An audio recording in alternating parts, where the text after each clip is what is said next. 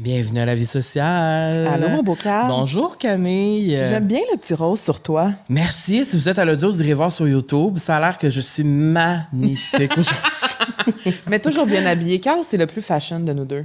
Mais je suis pas d'accord. Je trouve que tu es très belle aussi tout le temps. Mais écoute, je suis contente de te retrouver Moi aussi, je suis contente un de autre te retrouver. bel épisode en vue. Oui, et je dirais même qu'aujourd'hui, c'est un épisode assez iconique. Vous allez comprendre. Mais vous avez sûrement vu le titre qui est avec nous aujourd'hui. C'est une icône. Marie-Claude Barrette est avec nous aujourd'hui. On dirait qu'on... Tu sais, je vais te Pince-moi. pincer. C'est incroyable. C'est genre la queen du podcast qui est ici. C'est le podcast numéro 1 du Québec. She's here. L'épisode d'aujourd'hui est présenté par Matelas Bonheur. Oui, et là, on vient de commencer le retour des classes. Oui. Dis-moi, Carl, aimais-tu ça, toi, le retour à l'école? Non, moi, j'aimais pas ça. Mais la chose que j'aimais de la rentrée scolaire, c'était d'aller acheter la fourniture scolaire. Oui. D'aller acheter les stylos, les crayons, les marqueurs. petite boîte de crayons. Moi, j'avais toujours... Moi, je me rappelle, quand on arrivait, là, les premières journées, là, c'était toujours moi qui avais le plus beau stock. C'est sûr. Moi, je choisissais mes affaires. Ça coûtait cher à ma mère. Je la remercie aujourd'hui pour ça, parce qu'elle a beaucoup dépensé pour moi, parce que moi, je voulais le plus bel étui, le plus beau cahier de notes, le plus beau, tu sais. C'est sûr. Ouais, c'est ça. Mais à part ça, j'aimais pas vraiment ça. Mais l'arrivée de l'automne, moi, ça me fait plaisir, surtout quand il a fait 45 degrés tout l'été. Fait que ça fait du bien. Moi, le retour à l'école était synonyme de mon anniversaire. Oui, c'est vrai. Ma fête vient tout juste d'être passée. Ouais. Et j'ai toujours aimé ça parce que je retrouvais mes amis, je Oui. pouvais savoir qui était dans ma classe, je rencontrais mes professeurs. Moi, j'aimais ça quand même. Donc, la rentrée scolaire, c'est là, ce qui signifie retour à la routine, le dodo un petit peu plus tôt et le réveil souvent un petit peu plus tôt. Et pour les étudiants qui déménagent ou qui vont vivre en campus, Matelas Bonheur organise une méga vente de la rentrée scolaire jusqu'au 30 septembre. Donc, c'est là. Puis c'est l'occasion idéale pour repartir à neuf et vous offrir du confort pour une nouvelle année scolaire. Et j'ai ici une petite note. N'oubliez pas, un bon sommeil est un élément clé pour la réussite à l'école. Et je dirais même un élément clé pour la vie en général. La vie en général, parce que, vous savez, moi, j'ai de la misère à dormir. Et récemment, j'ai de nouvelles techniques. Et je dors mieux. Tu le sens que j'ai moins l'air bête? C'est vrai? Oui, ça fait du bien. Oui. Tu sais, quand tu te lèves le matin et que tu as bien dormi sur un bon matelas, ça fait du bien. Et on a un code promo pour vous. Oui. Vous le savez, le code promo La Vie Sociale, tout collé. Et là, ça vous donne 5 % additionnel sur tout ce qui est déjà en rabais. Mon Dieu, OK. Et sinon, à prix régulier, c'est un 10 % supplémentaire. Fait que ça vaut quand même vraiment, vraiment la peine. C'est quoi ton article préféré de Matelas Bonheur que tu as chez vous? Ah ouais. Hein? Les oreillers, puis les draps de... Ouais, la tête soie, tout. Moi, c'est parce qu'on a toutes les deux le full package de la maison. C'est extraordinaire. Et moi, je dirais que c'est les oreillers aussi. Ça a tout changé, mon cou, mon dos, tout. Oui, puis il y a une vidéo de moi l'année passée qui fait des niaiseries chez Matelas Bonheur. On la repartagera, mais il y a un... Quand vous allez chez Matelas Bonheur en personne, comme dans les... Mais si vous allez en personne, il y a comme un rack. En tout cas, au magasin qu'on était, il y avait un rack avec tous les oreillers. Puis là, tu peux les prendre une par une, te coucher dessus, vérifier. Alors, j'ai bien aimé l'expérience. J'ai des oreillers qui sont parfaits pour moi. Sur ce, bon épisode. Bon épisode.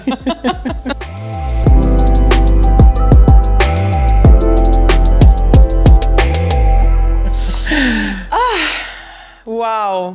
Aujourd'hui, on reçoit une animatrice hors pair, une maman, une nouvellement grand-maman également, une icône de la télévision et on dirait même maintenant du web. Marie-Claude Barrette, merci d'être avec nous. On est vraiment content que tu sois là. Faut que je me pince! Je sais même plus quoi dire, une icône. Ça, on m'a jamais encore dit On t'a jamais dit ça encore? Non, c'est vraiment une grande première aujourd'hui. Oui, mais quand même, tu l'es.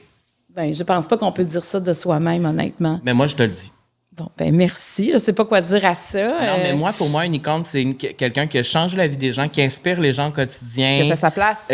Qui fait de la place aux autres aussi. Et je trouve que tu incarnes parfaitement ça. Ah, mais ça, faire de la place aux autres, ça a toujours été super important pour moi. D'entendre, d'écouter. Tu sais, c'est pas tout le monde non plus qui a une facilité de communiquer, de bien faire comprendre ses pensées. C'est que des fois, de s'arrêter, de questionner. Je pense que j'ai développé l'entrevue, surtout quand je faisais de la politique, parce que des fois, on parlait à des gens, tu sais, moi, je donnais de la formation à des candidats, à des équipes, mais j'allais faire du porte-à-porte. Puis, tu sais, des fois, tu vois que les gens, il y en a qui comprennent pas tout. C'est compliqué, tu sais, quand tu écoutes un bulletin de nouvelles ou quand, tu sais, la politique, c'est pas ton domaine. Tu comprends un peu d'affaires, mais pas tout. Puis, tu sais, moi, je me faisais un devoir de tout expliquer. Et quand je suis arrivée à la télé, je me disais, faut arrêter de prendre pour acquis que tout le monde sait tout. Mais en même temps, il faut parler à leur intelligence. C'est pas non plus les accompagner comme si c'était du monde qui comprenait jamais rien. C'est juste qu'on a bien d'autres choses à faire. On comprend souvent le milieu dans lequel on évolue, mais les autres milieux, on les comprend moins. Donc, quand on parle un peu de tout, pour moi, c'est important d'être clair, d'avoir les meilleures personnes et de dire quand on finit une émission, ben, on sait de quoi on parlait, puis on est capable d'en faire un résumé. Moi, je pense que le porte-à-porte m'a aidé beaucoup à devenir une communicatrice. Wow. Et qu'est-ce qui te nourrit, toi, d'être communicatrice comme ça? Ben, l'autre, c'est l'autre. Ah ouais, hein? Moi, c'est toujours la personne qui est devant moi qui me nourrit. Puis, tu sais, chaque personne est différente. Puis, des fois, j'ai un peu... j'ai des préjugés, là, tu sais, face à certaines personnes, même que je rencontre, là, tu sais, maintenant, je fais une conférence, je vois qu'il y a quelqu'un qui me regarde bizarre tout le long de la conférence. Je me dis, bon, elle aime pas ça, c'est clair. Puis, elle vient, elle m'attend après. Oh, mon Dieu, qu'est-ce qu'elle va me dire? Mais c'est tout le contraire, tu sais. C'est fait que des fois, dans la gestuelle des gens nous induit en erreur ou le regard. Et ça, j'aime ça quand je me fais déjouer. Je me dis, ah oui, il faut toujours être à l'affût, il faut pas avoir d'idées préconçues. Et ça m'apporte beaucoup. Les rencontres. Parce que, tu sais, des entrevues, pour moi, c'est des rencontres, d'abord. Ouais. C'est nourrir une curiosité, c'est de découvrir l'humain. C'est des fois aussi de même moi, moins me juger dans la façon que je suis parce que j'ai quelqu'un d'autre qui raconte une histoire. Je me dis, mais ça dédramatise même ce que je pense de moi. Ouais. Puis, tu sais, quand je lis les commentaires, suite, tu sais, j'imagine que c'est la même chose que vous vivez ici. Quand on lit les commentaires, tu dis, OK, on est à la bonne place. Ouais. Parler de l'humain, ça nous fait tous du bien. On n'est pas tous chez des psys, on n'a pas tous un psy. Puis même, il y en a beaucoup qui vont chez les psys, puis ça leur fait du bien d'entendre aussi d'autres personnes parler. Parce que l'expérience de vie, c'est ce qu'on a de plus grand. Tu sais, quand on sera plus là, ce qui va nous rester, c'est la trace qu'on a laissée, c'est ces rencontres-là. On va être dans le cœur des gens. Mais pour laisser une trace, d'abord, il faut se connaître, il faut se parler, il faut s'entendre beaucoup. C'est vrai, ça. Apprendre à se connaître, c'est pas facile, là. Non, c'est pas facile. C'est pas facile. Puis je suis d'accord aussi qu'en rencontrant des gens, on en apprend tellement plus sur nous. Puis tellement. C'est un beau reflet de notre personne, souvent. Tu sais, quand on reçoit des gens puis on est capable de relate à eux, je trouve que ça l'amène tellement une grande dimension à cette vie. De dire, finalement, on n'est que des humains et on vit tous un peu la même chose, malgré les backgrounds, malgré la vie qu'on vit. Oui, parce que, tu sais, il y a des gens qui vont dire, mais mettons, telle personne, elle est heureuse dans sa vie, elle a un conjoint, elle a des enfants, ils ont de l'argent. Tu sais, des fois, tu vas dire ça de quelqu'un d'autre. Les autres, ils ont comme tout, ils regardent à l'extérieur. Ils ont la vie parfaite. Ils ont la vie parfaite. Ouais.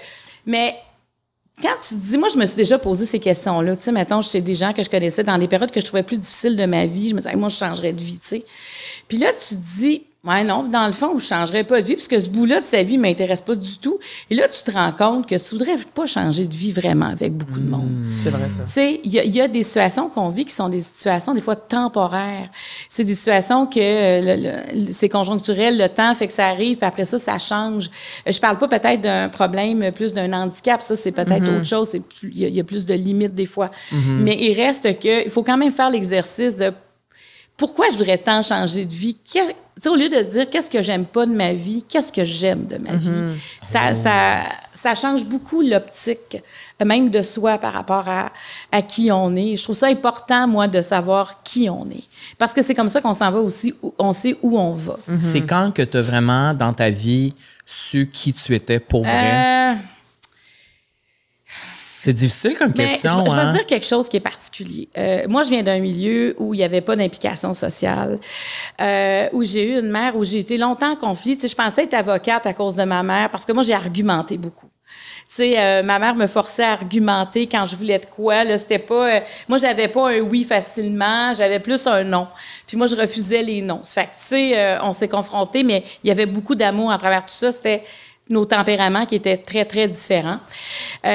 Mais on dirait que très rapidement, j'ai su que je ne ferais pas la vie de mes parents, que je ferais autre chose de ma vie. Moi, j'avais vraiment... Des fois, quand ça allait moins bien avec ma mère, je me disais, c'est pas grave, là. Tu sais, je pense que je me disais ça à 8 ans. C'est pas grave, moi, ma vie, ça va être d'autres choses. Je vais faire autre chose. Quand j'ai commencé à m'impliquer en politique, tout le monde pensait que mes parents s'impliquaient en politique parce que j'avais 14-15 ans. Ben non, moi, j'avais cet appel-là. Donc... rapidement, on dirait que j'ai eu confiance en moi pour... je dis ça sans... je veux pas... C'est pas une question d'arrogance, mais des fois, je vois, tu sais, j'ai vu mes enfants, mais comment ça se fait que moi, j'avais cette confiance-là d'aller vers des gens que je connaissais pas, de dire, je veux m'impliquer. Quand ils me proposaient de quoi, moi, je me suis toujours dit, quand quelqu'un me propose de quoi, c'est qu'il voit quelque chose que je vois pas encore. Parce que des fois, j'avais envie de dire non, mais je me dis, bien, s'il me la demande, ou ça me demande quelque chose, ça doit être parce qu'elle a vu de quoi, puis j'ai toujours dit oui. Ben, c'est un peu ça avec Deux feux le matin. Complètement. Et ça, c'était... C'est arrivé... Ah, ça, c'est arrivé pas... Ça, si je me trompe pas dans l'anecdote, parce que moi, j'adore les anecdotes. T'es allée, tout le monde en parle? Ouais. Puis le lendemain, on t'a appelé pour animer Deux filles le matin. Oui, moi, Parce que t'avais trouvé bonne. En fait, c'était pas encore Deux filles le matin. Moi, j'étais directrice générale de l'École de musique de Rivière-du-Loup. Et j'avais aucune idée de ça. Oui, mais moi, je suis une gestionnaire de formation. Tu sais, je suis pas une communicatrice. Ma God, j'aurais tellement adoré que tu sois la directrice de mon école quand j'étais jeune. Mais c'était vraiment... tu sais, j'étais directrice du financement du musée du Bas-Saint-Laurent. Et après, j'étais beaucoup dans le milieu culturel quand je vivais dans le Bas-Saint-Laurent. On organisait des événements, des concerts. Tu sais, j'ai toujours été très, très impliquée dans mes milieux. Et j'ai fait Tout le monde en parle. Et à l'époque, c'était préenregistré le jeudi. Donc, c'était pas en direct. Non, c'était pas en direct. C'est avec la pandémie que c'est devenu en direct. Tout le monde en parle. Ah oui, c'est Mais vrai. avant la pandémie, c'était préenregistré. Oui. Et on l'a fait le jeudi soir. Puis là, le dimanche, Mario était reparti à Québec. Donc, je l'ai écouté toute seule, presque avec une couverte devant les yeux. Puis t'étais là pour parler de quoi? Hey, ça n'avait pas rapport, là. C'est parce que, tu sais, Mario avait annoncé qu'il quittait la politique puis qu'il s'en allait travailler. À l'époque, on appelait ça encore TQS. OK. Après ça, il y a eu V. Maintenant, c'est nouveau. Oui. Et il s'en allait aussi conseiller de Maxime Rémillard. Puis il y avait aussi une émission de télé. Et là, Guillaume Lepage nous a appelés. On était en semaine de relâche. Puis il dit, bon, Mario était déjà... Il savait qu'il allait. Il dit, j'aimerais ça que Marie-Claude vienne parce que Yvon Deschamps va être là avec Judy. François Mascotte va être là avec Bianca. Donc, on aimerait ça. J'étais là et j'ai dit pas rapport à aller à Tout le monde en parle. Mais finalement, on a dit, OK, on va y aller. Tu sais, nous autres, on venait visiter des maisons dans la région de Montréal. Fait que j'étais dans la région. T'avais-tu déjà été à Tel avant? Oui. J'avais quand même fait des émissions de télé en politique. Tu sais, la première que j'ai faite, j'avais 20 ans. Après ça, j'avais fait les Lyonnes en janvier, une semaine. Il m'avait invité... quand Mario était en politique, finalement, Mario quittait la politique. Puis je disais, il m'avait invité en septembre, en janvier. Je dis, vous me voulez toujours? Ils ont dit, certainement. Et j'avais beaucoup aimé l'expérience, puis il me laissait beaucoup de place. Puis je trouvais ça comme facile, la télé. Il y avait quelque chose pour moi, il y avait naturel, une grande... Ouais, puis de parler d'un peu de tout, tu sais, c'est ce que j'ai toujours aimé. Puis là, je vais à Tout le monde en parle, et là, écoute, j'ai parlé beaucoup pendant cette émission-là. Tu sais, j'ai parlé des Rwandais, je réagissais à des choses qui se passaient sur le plateau. Et ça a passé le dimanche, puis moi, là, je peux vous dire, là, je me regardais, là, je me disais, mon Dieu, comment ça, je me suis habillée de même? T'aimais pas ça? Tout de moi, ma voix, ouais. je trouvais que je parlais trop. J'étais là, seule à mon salon. Je me suis couchée en disant, j'aurais vraiment dû suivre mon instinct puis pas le faire. Et le lendemain matin, moi, j'étais à l'école de musique de Rivière-du-Loup. Je reçois un appel de Paul Bourgeot, qui travaillait chez Trinôme à l'époque, et qui me dit, on aimerait ça que tu animes une émission sur la consommation. Là, j'étais, pardon? Moi, j'étais à Rivière-du-Loup, j'ai mon emploi, mais je savais que j'allais quitter éventuellement. Et je dis, écoute, le métier d'animation, c'est un art que tu dois apprendre. Puis la consommation, ça m'intéresse pas tant. Mais consommation de quoi, là? Consommation... En général. Tu sais, en général, genre une émission économique. OK. À cause de mon background. Je comprends. Et finalement, je suis venue les rencontrer à Montréal. Et puis, il y avait une équipe qui m'attendait. Puis, on dit, nous, on a envie de travailler avec toi et on a envie de développer quelque chose qui va te ressembler. Et c'est comme ça qu'est né Simplement Vedette. Donc, Simplement Vedette, dans mon parcours, est arrivé avant Deux filles le matin en développement. Donc, on l'a vraiment développé à partir de ma personnalité. Ce que tu aimes. Qu'est-ce que j'avais envie de faire. En documentaire, c'est moins compromettant qu'en télévision quotidienne. Et après, j'ai eu un appel de Deux filles le matin pour participer à choisir qui allait remplacer Amélie Grenier. Et ça fait que là, ils m'avaient préparé des questions pour celles qui auditionnaient, si on veut. Et finalement, ils m'ont rappelé, on aimerait ça t'avoir comme collaboratrice, parce qu'ils avaient montré ça à un focus group. Oui. Puis le focus group, ils disaient, si cette fille-là, on aimerait ça aussi l'avoir à Deux filles le matin, alors que j'étais pas là du tout pour ça. Et c'est comme ça que je suis arrivée. Puis là, quand ils m'ont appelée mes collaboratrices, je trouvais que c'était correct. Parce que c'est pas de l'animation. C'était, je vais apprendre, je vais observer, puis où est-ce que ça va mener? J'ai jamais pensé animer. L'année suivante, ils faisaient des screen tests pour trouver la remplaçante de Mélanie Ménard. Puis moi, j'ai pas du tout donné mon nom. Puis c'est vraiment Jonathan Racine qui était producteur. Il dit, comment ça que ton nom n'est pas sur la liste demain pour les filles qui viennent faire le test? Ben, c'est parce que j'ai pas ce qu'il faut. Mais comment ça? Il dit, on peut-tu le décider, nous autres, si tu as ce qu'il faut? Ben, je dis, OK, tu sais, encore une fois, bon, tu veux que je sois là? Et j'étais là, et c'est là aussi que j'ai commencé tranquillement à l'animation. Donc, j'avais besoin de me mettre au parfum. Et après, en même temps, je faisais Simplement Vedette. J'ai fait quand même 52 entrevues dans le cadre de Simplement Vedette. Donc, j'ai appris l'art de l'entrevue. Et Jonathan Racine, à travers Deux filles le matin, m'a montré aussi beaucoup de choses. Fait que ça veut dire que même si tu avais beaucoup confiance en toi quand tu étais jeune, puis ça t'a suivi tout, ça veut dire que quand même, à l'âge adulte, tu avais quand même un manque de confiance? Mais C'est parce que tu savais que tu pensais que tu connaissais pas le métier? Moi, je pense que la confiance en soi, c'est quelque chose qui nous habite. Des fois, elle est ébranlée par différentes choses. C'est pas que j'avais pas confiance en moi, mais je connais mes capacités. Et je n'étais pas une animatrice. Alors, j'avais pas envie d'aller jouer un rôle comme si je mimais une animatrice. Je voulais comprendre qu'est-ce que c'était être animatrice. Et ça fait partie de ma personnalité. Moi, là, j'ai besoin de comprendre. Ça va me prendre du temps. Des fois, là, avant que j'intervienne. Quand je me dis, OK, là, je me suis mis au parfum. Et ça, je trouve que c'est une de mes qualités, je pense. Avec le temps, quand je regarde mon parcours, je pense que ça a été une de mes qualités de toujours prendre le temps de rentrer doucement dans un nouveau milieu parce que j'ai tellement déménagé, j'ai appris ça à travers tous mes déménagements. J'ai toujours été la nouvelle au primaire, au secondaire. T'arrives pas dans un groupe avec un point sur la table. Parce que tu provoques quelque chose, puis tu sais pas où ce que tu t'en vas. Moi, j'ai appris à arriver un peu sur la pointe des pieds, puis en même temps, j'aurais pu ne pas aimer ça aussi. Donc, ma confiance en moi, où elle s'exprimait, c'est quand j'arrivais sur un plateau, je ne remettais pas en doute ce que je disais. Puis ça, c'est quelque chose que je connaissais. Mais qu'est-ce que tu fais avec tout ce qui est autour? Pour moi, ça reste encore un art, l'animation, de gérer le temps, de gérer les temps de parole aussi des gens. Tu sais, faut quand même comprendre que moi, on n'avait pas de c'est un live to tape, là. Donc, si on enregistre 44 minutes, c'est 44 minutes en ondes. Fait que quand il y a une longueur, tu dis pas, ils vont la couper au montage. Ça n'existe pas. Et ça, tu peux pas faire ça du jour. En tout cas, si tu le fais du jour au lendemain, d'après moi, tu as quelques difficultés. Alors, je l'ai appris. J'avais Mélanie Ménard la première année, Isabelle Racicot, qui ont été exceptionnelles avec moi, d'une patience. Moi, je les dérangeais tout le temps pendant que les filles se préparaient. Ah ouais? Ben, moi, je parlais de tout, puis elles avaient leur carton, puis je comprenais même pas je comprenais pas qu'elle était en train de préparer, là. Puis là, je parlais, mais ils m'ont jamais dit, tu pourrais-tu te taire? Jamais. Tu sais, ils m'ont laissé être qui j'étais. Puis à force de les observer, j'ai compris des choses. Fait que j'ai été très, très choyée dans ce milieu. Puis as-tu un moment en particulier où tu as senti, là, peut-être que là, je suis animatrice? Oui, assez rapidement quand même. Je dirais la troisième, assez rapidement. Pour moi, c'était rapidement. La troisième année. Mon Dieu, la troisième année? Oui, puis je veux dire ça. Parce que moi, on a eu des stagiaires, des fois, qui venaient, puis disaient, moi, je veux animer. J'étais, OK, mais animer, quoi? Tu peux pas animer. Il faut que tu animes quelque chose qui te fait vibrer. Je veux dire, animer, c'est ressentir quelque chose que tu veux faire ressentir. Tu sais, animer, c'est aussi dire qu'il y a un public. Qu'il soit à la radio, à la télé, au théâtre, si tu animes une conférence, ou peu importe, j'anime des événements devant le public, c'est d'abord pour les gens. Alors, qu'est-ce qui interpelle les gens? Qu'est-ce que toi, tu as à apporter? Moi, on m'a offert des choses, des fois, je disais non, parce qu'il y a tellement de monde meilleur que moi, je vois pas pourquoi je ferais ça.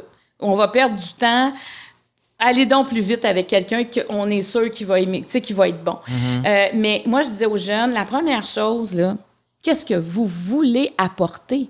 Pas je veux animer. Ça, c'est pas moi, c'est pas quelque chose qui venait me chercher. C'est qu'est-ce que tu veux apporter, toi, aux autres? Ta saveur, ton unicité. Tu sais, il y en a qui vont dire, moi, je veux faire de l'entertainment, je veux divertir les gens, moi, je veux faire réfléchir les gens, moi, je suis un amateur de sport, je veux faire connaître le sport, je veux parler des sportifs, je veux parler de la vie artistique, je veux parler de la vie tout court. Mais d'abord, il faut savoir ça. Une fois que tu as compris c'était quoi ta talle, là, tu t'en vas où tu as besoin d'aller, puis là, tu vas apporter quelque chose. Fait qu'au lieu de jouer, puis ça, je le dis parce qu'un jour, j'étais allée, Véronique Dicker, quand elle a fait son show à Vegas, elle a fait ce qu'elle appelle la fosse au lion.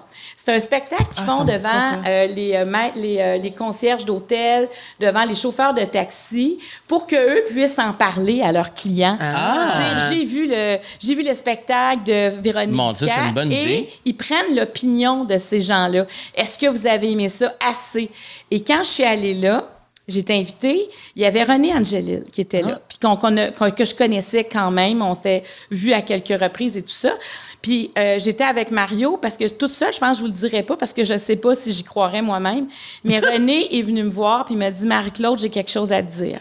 Il dit, toi, tu ne joues pas à la télé, tu es la télé. Et il dit, si on te demande de changer ton naturel, la réponse ne peut être que non. Ben, c'est ça qu'on dit, icône. Alors, tu sais, ça m'a marqué, ça. Ben, j'espère. Fait que c'est là ma confiance en moi, parce qu'on a voulu, à un moment donné, modifier des affaires, puis j'étais là, ben prenez quelqu'un d'autre. Mais c'est ça, mais moi, ma question, c'est qu'est-ce qu'on a voulu modifier? Mon naturel, moi, tu sais, je ris fort, je parle fort, tu sais, si quelqu'un, moi, des fois, je trouvais ça plate, je coupais la parole, je me disais, c'est le même autour d'une table, je veux dire, quand on a des longueurs... Ben, moi, je suis d'accord, je suis le même. Ouais. Le monde commente tout le temps, je coupe la parole. Ben, on n'a pas le choix, là. Tu sais, on a un temps. Puis si tu le ferais autour de moi, je disais aux gens, des fois, quand ils me disaient ça, OK, autour de votre table, vous ne faites jamais ça. Il y a une longueur. La personne est rendue ailleurs, là. Amen! Ouais. Ben, c'est vrai? Tu sais, la personne, elle parle, puis là, à un moment donné, parce qu'à la télé, on a quand même un thème, là. Oui. Là, la personne est rendue, il faut que je te raconte de quoi avant. Puis là, elle est rendue à 8 à faire. Là, c'est OK, on peut-tu te ramener à ça? Mais il y en a des fois, mais tu sais, en même temps, les commentaires, il y en a 3 sur 200. Oui. Ça aussi, là. Il faut faire attention, là. Il ne faut pas non plus exagérer. La personne, elle l'a pensé, c'est correct, mais bon, tu n'es pas obligé de te pogner avec cette personne-là non plus. Ouais. Mais. Ça, c'est moi. Non, mais. Oui, parce que souvent, elle pogne les nerfs, elle dit, moi, on va répondre. Je dis, non, on va pas répondre. On va rester calme. Mais comment tu gères l'opinion des autres, justement, par rapport à ça? Depuis si longtemps, tu es dans l'œil du public. En plus, tu sors avec un politicien. Tu sais, j'imagine qu'il y a eu des... Bien, l'opinion des gens, ça dépend. Parce que il y a des commentaires, quand ils reviennent, des fois, c'est intéressant de les suivre. C'est ça, il y a des... Tu sais, je veux dire... Constructifs, là? Oui, il y a des commentaires qui sont constructifs. Moi, je te dirais que j'ai pas tant de commentaires négatifs, là, mais quand j'en ai, il y a des journées, je réponds. Des journées, je réponds pas. Et des journées, je me tanne. Des fois, là, je me dis, non, là, si vous aimez pas ce que je fais, ben faites écouter d'autres choses. Ouais. Parce que je vais pas tout modifier, tout changer ma personnalité. Tu sais, je veux dire, moi, s'il y a du monde que j'aime moins, ben je m'acharne pas à essayer de les haïr. Là. Je veux pas les haïr, je veux juste dire, il n'y a pas d'atome crochu, je passe à autre chose. Fait que des fois, il y a des commentaires, ou moi, ce qui vient me chercher, c'est quand on commente les invités que je reçois. Un invité qui accepte de s'ouvrir, de parler de ses vulnérabilités, des moments plus difficiles, et que quelqu'un vienne commenter ça, je ne laisserai jamais passer ça. Est-ce que tu supprimes des fois les commentaires? Ou ton équipe? Ben oui, ben ça, okay, parfait. OK, là, moi, je passe un message. Donne un cours. Passe un message aux gens. Là. Je veux passer un message. Ouais. Quand on a une page publique, par exemple, comme Facebook, ou encore comme Instagram, ou comme YouTube, TikTok, ou YouTube, c'est nos pages. On est notre les maison, propriétaires de cette page-là. C'est notre terrain. C'est chez nous. Fait que si quelqu'un vient insulter, soit m'insulter, ou soit insulter un des invités, ben excuse-moi, mais t'es pas le bienvenu chez nous. Tu veux pas venir chez nous, ben moi, je vais te fermer la porte puis je vais supprimer ton commentaire. C'est pas que je veux faire une chambre d'écho, que tout est parfait. Il y a des commentaires qui sont constructifs, qui vont rester là. Mais venir déblatérer parce que t'es peut-être frustré pour autre chose, c'est non. Et même, j'ai envie de dire aux émissions de télé. Moi, j'ai fait des émissions de télé des fois, puis les commentaires en dessous, je les aimais pas. Et moi, des fois, j'ai appelé pour dire... Mais pourquoi vous êtes contre l'intimidation, vous êtes contre le bullying, vous êtes contre tous ces grands principes et vous tolérez ça sur votre page que moi, comme invité qui a accepté votre invitation, je me fasse rentrer dedans? Ça, Ah ouais. Pour vrai, là? On en est là. Ça, c'est quelque chose qui est assez... Ça se passe souvent, là? Bien, moi, je pense qu'on a la responsabilité 100%. De couper le sifflet à ces gens-là, qu'il n'y a rien de constructif. Je veux dire, on n'endurerait pas ça dans la rue. Quelqu'un qui nous engueule dans la rue, on réagirait. Je Je peux pas croire qu'on se laisserait faire. Puis, 100%. moi, maintenant, il y a pas de négociation possible. T'es pas fin, t'es supprimé. Puis si tu veux me dire un commentaire, mais qui est constructif, tu seras jamais supprimé. Et ça, j'ai envie de dire haut et fort parce qu'on endure beaucoup trop. On a peur. Oui. On leur donne un pouvoir. Pourquoi qu'on leur donne ce pouvoir-là? Puis pourquoi on ne donne pas le pouvoir aux gens qui sont constructifs, qui veulent faire évoluer les choses, à place de tous ceux qui sont, on dirait qu'ils n'ont jamais rien fait, puis ils font juste picocher. Moi, les petits chihuahuas, mes mollets, là, j'en veux pas. Puis est-ce que tu trouves ça plus difficile aujourd'hui, justement? Aujourd'hui, les gens peuvent vraiment s'exprimer librement, tout le monde on a accès à ça. Avant, quand tu as commencé en télé, il n'y avait pas ces réseaux sociaux-là. Comment est-ce que tu pouvais savoir ce que les gens pensaient ou avoir le pouls du public? Les gens commençaient quand même à envoyer des courriels. C'était des courriels. Il fallait être motivé, là. Oui, on avait quand même beaucoup de courriels. Puis, tu sais, c'est drôle, à l'époque, on nous faisait imprimer les courriels. On partait avec nos feuilles de courriels. Après ça, TVA avait encore un service à l'auditoire. Ça veut dire que les gens appelaient, puis ils écrivaient les commentaires. Il n'y a pas eu ça longtemps, mais quand je suis arrivée, il y avait encore ça. Ouais, il y avait le service à l'auditoire. Et ça, là, évidemment, on a eu nos pages Facebook, on s'est personnalisé. Et là, il y avait plus de commentaires. Mais moi, je peux pas dire que je génère beaucoup de commentaires négatifs. Pendant la pandémie, comme je parlais justement de la pandémie, de la vaccination à l'émission Deux filles le matin ou Marie-Claude, là, il y a eu une autre vague de commentaires qui était pas toujours élogieux. Mais ça aussi, moi, si quelqu'un diverge d'opinion, je suis prête à lire l'opinion. Il n'y a pas de problème, je ne vais jamais enlever ça. Ça, c'est sain d'avoir des opinions différentes. Mais comment on dit ça? Tu sais, il y a une différence entre avoir une opinion différente puis insulter quelqu'un. C'est pas la même chose. Alors, adressons-nous à l'intelligence des gens et non à leur physique ou encore, elle, on sait bien. Non, il n'y a pas d'on sait bien. Ça, pour moi, ça se peut pas. Fait que moi, ce que j'en retiens, c'est que tu nous dis de couper le sifflet. Aux haters. Mais pourquoi qu'on endurerait ça? Non, mais moi, je suis d'accord. Nous, sur TikTok, pas non plus. sur Instagram, mais sur c'est YouTube. juste que des fois, je trouve ça difficile parce que je me dis, c'est comme la liberté d'expression. Je veux pas que les gens disent qu'on supprime tout, mais en même temps, c'est censé être un safe space pour les gens qui nous suivent. C'est censé être une communauté safe space. Alors, quand il y a des gens qui viennent pour mettre un peu la merde là-dedans, c'est ça. C'est parce que ces commentaires-là font en sorte qu'il y en a qui n'ont plus de réseaux sociaux. Ouais. Il y en a qui prennent plus la parole. Il y en a qui prennent plus position à nulle part, qui vont refuser le genre d'émission qu'on fait parce qu'ils savent... Alors, c'est où que la liberté d'expression commence puis où est-ce qu'elle se termine? Parce que cette liberté-là, à mon avis, c'est pas de l'expression. C'est vraiment de la méchanceté. Bloque la liberté d'expression de peut-être de plusieurs qui ont quelque chose à dire. Moi, j'ai trop senti il y a quelques années un mouvement où les gens me disaient non, mais là, c'est parce que moi, je peux pas dire ça. Si je dis ça, on va me faire rentrer dedans. Même dans mon podcast, je le sens chez certaines personnes, cette conscience-là. Ben oui. De dire, OK, je le dis, là, mais je le sais que. Qui doivent se justifier. Oui. Oui, on est quand même là, mais au moins ils le disent pareil. Mais tu sais, on a ça en travers, on le sait, OK, ça va faire réagir. Mais tu sais, faire réagir, c'est sain. C'est vraiment la destruction qu'on n'a pas à tolérer. Puis là, tu parles de ton podcast. C'est ça, j'allais dire. Tu es la reine de la réinvention et c'est pour ça que tu es une icône. Tu te réinventes et ouvre ton jeu. 6 millions d'écoutes sur toutes les plateformes des épisodes. Ça fait pas longtemps. On a presque commencé en même temps avec Ouvre ton jeu. Et j'ai écrit ton balado, c'est rapidement ici au top des charts. C'est surprenant pour toi, ça? Ou Ah ben oui, mais c'est sûr. Mais tu sais, comme l'autre fois, moi, j'aime beaucoup... tu sais, j'aimerais ça éventuellement aller faire des Ouvre ton jeu en France. C'est quelque chose qui me... Ah, moi, j'ai besoin de me projeter dans la vie, là, tu sais, professionnellement. Pas tant personnellement, mais professionnellement. Et l'autre fois, il y a un Français qui est venu, Philippe Lelouch. Puis je connaissais pas, mais je connaissais bien Nariman, là, qui était son attaché de presse au Québec. Puis elle dit, je pense que tu t'entendrais bien avec... Hey, je dis, écoute, je serais curieuse de faire quelqu'un que je connais pas du tout en podcast. On le fait. Finalement, ça a été un super beau moment. Le podcast au Québec, c'est pas lui du tout qui est dans les top 10, mais on a sorti un extrait sur Instagram où il parle de sa paternité, puis on est rendu à 2,9 millions d'écoutes de cet extrait-là et on a fait tous les revues françaises. Alors, ça veut dire c'est drôle, le monde du podcast, parce qu'il faut juste suivre son instinct, avoir du plaisir, puis pas avoir tant d'attentes. C'est que c'est pas nous qui décidons. C'est ça, là, on l'a pas vu venir pantoute, là, que ça allait rebondir du côté français.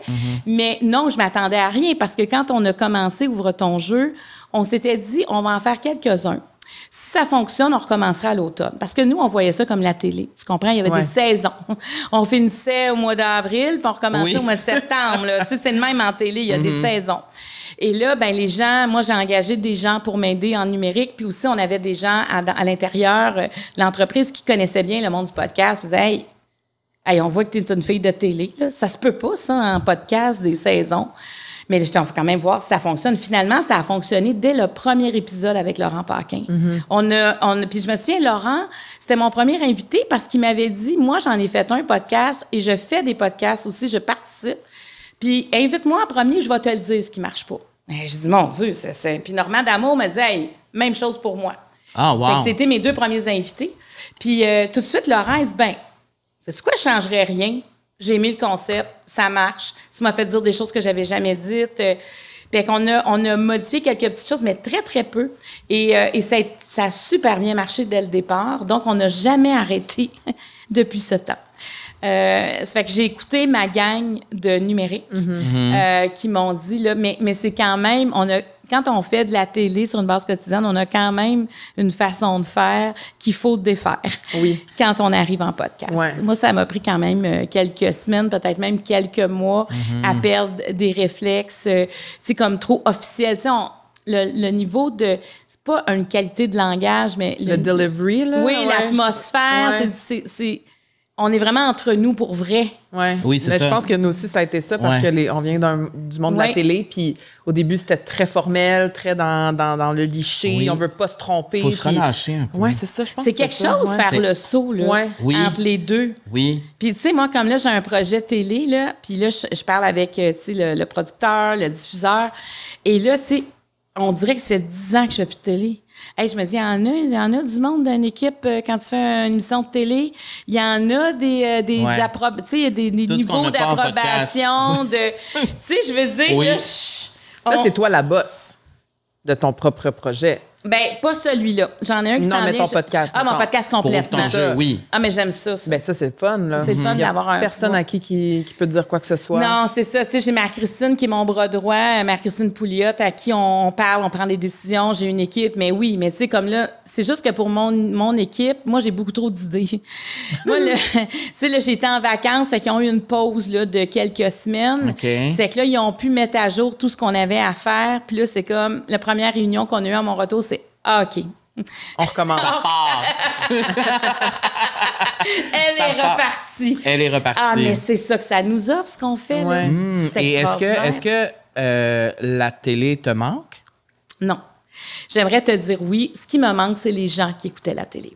Ça me manque. Mais t'y retrouves-tu un peu? Ah, mais j'y retrouve tellement. C'est ça, oui. J'y retrouve tellement, sauf que je sais qu'il y a des émissions qu'on faisait qui changeaient la vie des personnes qui les regardaient. Ouais. Je sais, puis cette forme d'émission-là n'existe plus en télé. Ça, c'est ça mon drame. C'est pas que je ne sois plus là, mais c'est qu'on a éteint le magazine de Et moi, service. je trouve que c'est un drame aussi. Ça, c'est un drame. À 100 je trouve tellement que c'est la télé qui est importante. Puis moi, j'ai toujours dit que c'est la télé que j'aime le plus. Tu sais, c'était la dernière qui restait. Puis, tu sais, déjà, c'est comme si on avait un... C'est comment on appelle ça, pas un luminaire, mais tu sais, quelque chose qu'on utilise en camping, qu'on baisse la lumière. Ouais. Voyons, j'oublie. Un dimmer. Oui, mais en tout cas, comme une chandelle, que, tu sais, il restait juste ça, puis on l'a complètement éteint. Puis il n'y a pas un endroit où je vais où il n'y a pas quelqu'un qui me dit « votre émission me manque ». Moi, je me souviens quand telle personne a dit ça. Oui. Là, mais l'univers du podcast, moi, ce qui me fait... Je veux dire, ça a tellement changé quand je me promène dans les lieux publics. La clientèle qui me regardait avant, tu sais, qui me connaissait avant, est restée. mais il y a une clientèle jeune qui est arrivée. Ben, on peut confirmer, tout le monde nous demande que tu viennes depuis 2 ans. Mais c'est fou, là. Tous les jeunes nous demandent que tu viennes. J'étais allée faire Comédia, j'étais allée dans le gala de Mathieu Dufour à Québec, devant, c'est une scène extérieure. Puis là, je me disais, oui, tu m'invites vraiment. Puis là-bas, on a fait le Marie-Claude Barrette Show, mais c'était complètement de l'improvisation. J'étais arrivée à la scène, il est sorti du divan. Et les gens me connaissaient, tu comprends? Ben, c'est sûr. Là, j'étais, OK, mais ils sont jeunes, là. 6 millions d'écoutes, Marc-Claude. Mais c'est fou, là. Ouais. Pour moi, c'est... Je veux dire, on rêve tous de ça à quelque part. C'est comme un virage dans ma vie qui n'a pas été forcé. Ouais. C'est-à-dire, c'est pas ça que je cherchais, mais moi, je fit avec les jeunes. J'ai des jeunes à la maison. J'aime le mélange de générations sans le souligner en jaune. J'aime juste la cohabitation. Pas obligé de dire, toi, t'es jeune, ta génération, toi, l'autre génération. Non. On partage ça Mais ensemble. je pense que quand le mix est là, il y a vraiment un beau partage qui se fait, puis on a beaucoup à apprendre des autres, des deux parties.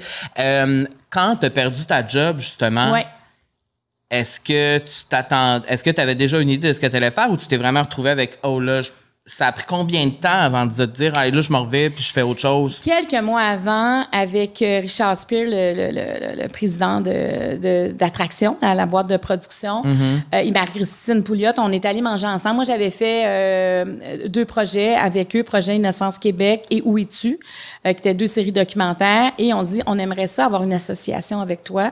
Parce que je suis pas juste... Quand j'anime, quand je porte un projet, moi, je m'implique dans tout. Tu sais, je suis pas germaine, mais j'aime comprendre où est-ce qu'on s'en va, surtout au niveau du contenu. Tu sais, je veux dire, après ça, c'est toi qui s'en vas le défendre, c'est les tribunes publiques. Et, tu sais, les autres, ils avaient aimé ça, cet aspect-là de, OK, j'en prends des responsabilités quand je m'implique dans un projet. Puis, alors, on a décidé de partir Humano Production ensemble. Ouais. Donc, c'est 50 eux, 50 moi, 50%. Et j'avais dit, le premier projet que j'aimerais faire, c'est un podcast. Et là, ah oui, mais parce que pendant la pandémie, j'avais fait 2 filles le matin en quarantaine dans mon walk-in à la maison. T'as un walk-in. Dans mon walk-in. C'est genre mon rêve. Mais c'était écœurant. C'était, je veux dire... Il est gros comment ton walk-in? Ben, c'était une petite pièce carrée qui était très bordélique. Et à chaque fois que je finissais un podcast, je refaisais le ménage. Parce que ça me... Parce qu'au début, j'avais essayé dans une chambre. Puis le technicien qui n'était pas avec moi, qui était dans son studio, me disait... Hey, ça sonne écho chez vous, là. Ça marche pas. Fait que là, j'essayais plein de pièces. Quand j'ai amené une petite table dans mon walk-in, là, tu sais, qui rentrait serré avec un micro, il dit, bon, je suis pas au thé, mais ça marche. Enfin. J'étais-tu sérieux? M'as-tu m'enfermer tous les matins? Tu l'as-tu aménagé pour... J'ai juste fait le ménage. OK. J'ai classé mes affaires. Mais j'ai tellement aimé cette intimité-là qu'offrait le podcast. Et déjà... Mais tu sais, à l'époque...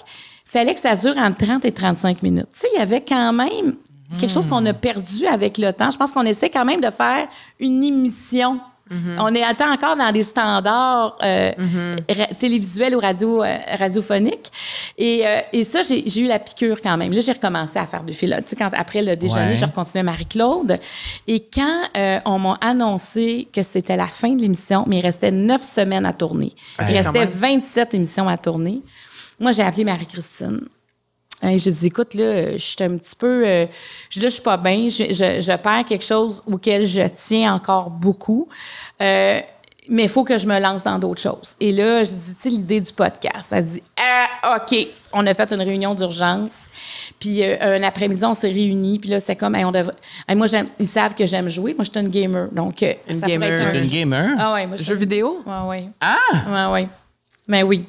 Mais oui, là, le nouveau Assassin's Creed sort le 12 novembre. Le 12 novembre. J'étais en précommande, je l'attends. Et là, ça va être l'époque des samouraïs, fait que ça m'allume beaucoup. J'y crois pas. Puis tu joues seul ou en ligne avec d'autres gens? Seul. En ligne, je trouve ça exigeant parce que je joue par période, tu sais, parce que, tu sais, moi, j'ai ma console, là. C'est quoi ta console? Ouais, c'est une Xbox. OK, fait que t'es une Xbox girl. Ouais, la One. Et moi, je traite. Parce que moi, je Switch. OK, non, moi, ça... Non, toi, il faut que ça moi, j'étais PlayStation, là, j'ai transféré à la Xbox, puis je trippe. Tu sais, moi, mettons, là, quand j'ai un petit moment de libre, là, tu sais, comme à Noël, moi, j'ai eu un accident dans le temps des fêtes, je suis tombée, je me suis cassé une vertèbre. Et comme c'est la 3e fois que ça m'arrive, j'étais maganée dans un lit d'hôpital à la maison, tu sais, j'ai été hospitalisée. En tout cas, toute une histoire. Et là, j'étais dans mon lit d'hôpital dans le temps des fêtes, mais j'avais ma télé et ma Xbox. Ça m'a comme aidée parce que moi, c'est ma façon de mettre à off. Quand je suis dans un jeu, parce que moi, ma tête, elle n'arrête jamais. Tu sais, c'est difficile d'arrêter cette machine-là. Mais ça me prend tout. Parce que là, écoute, t'as des batailles à faire, t'as une quête. Non, je pense à rien d'autre. Puis, tu sais, les jeux ça fait longtemps que je game, mais les jeux sont tellement devenus beaux sur le plan visuel que, t'embarques là-dedans, t'embarques dans la quête, t'embarques dans l'histoire, et ça me fait le plus grand des biens. Puis, tu sais, je peux comprendre qu'il y a des jeunes qui arrivent dans une zone trouble avec ça. Parce que, tu sais, moi, je suis absolument pas contre les jeux. Tu sais, mon fils m'a eu toutes les meilleures consoles parce que je jouais, c'est moi qui l'ai initié au jeu. Tu sais, des fois, j'avais un ami qui disait « Tu peux pas dire ça publiquement. » Je dis « Oui, mais c'est parce que c'est ça qui est arrivé. » ça, à un moment donné, ouais. Mais je peux comprendre que si on n'a rien d'autre dans notre vie, tu sais, qu'on a les études, puis on a ça, puis en plus, maintenant, ils font avec d'autres mondes qui sont un peu partout sur la planète, je peux comprendre qu'on devienne addict. Et ça, c'est pour ça que j'en parle quand même avec prudence, parce que faut faire attention à ça, parce que c'est un monde qui est artificiel, c'est un monde qui n'existe pas, c'est un monde où on meurt puis on revient vivant dans la même minute. Tu sais, il y a quelque chose de très déconnecté aussi de la vraie vie, mais en même temps, quand ça fait en sorte que ça nous aide à revenir mieux dans le moment, tu sais, comme présent de notre vie, moi, ça, je trouve ça sain, mais c'est quand même quelque chose qui doit être encadré. C'est quoi ton setup quand tu games? T'as-tu un petit casque avec un micro? Non. Moi, j'étais assise, tu sais, dans une chaise qui les jambes lèvent dans une bergère. OK. Là, un lazy boy. Mon écran. Puis là, j'ai ma manette. Maintenant, c'est des manettes sans fil. Au début, quand je jouais, t'as tout le temps pogné avec le fil. Et là, j'ai ma manette sans fil. Et là, ce que je veux, c'est, s'il vous plaît, ne pas déranger. Ça dure quoi, 30 minutes, 1 heure? Ben non. Quand je commence à jouer, c'est parce que je sais que j'ai quelques jours. Oui. Je joue pas, je fais pas d'entrejeu, moi. Puis là, parce que je veux finir le jeu. Tu comprends? Je le commence, je veux le finir. Ça fait que des fois, là, mais c'est fou comment le temps, la notion de temps change. Ouais.